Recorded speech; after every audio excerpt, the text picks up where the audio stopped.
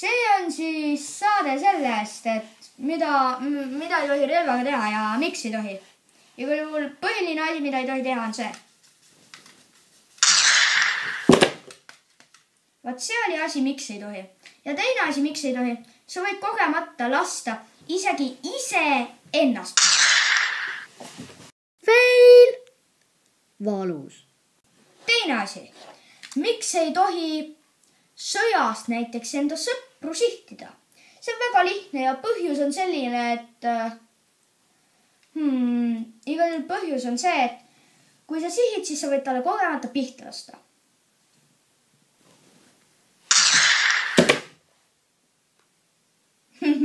Vot nii.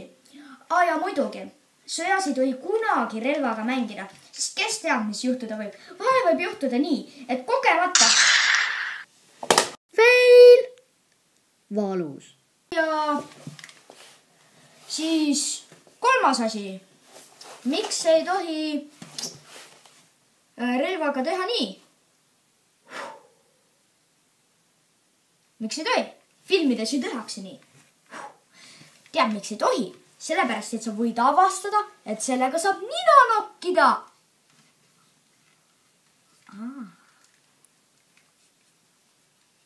Fail!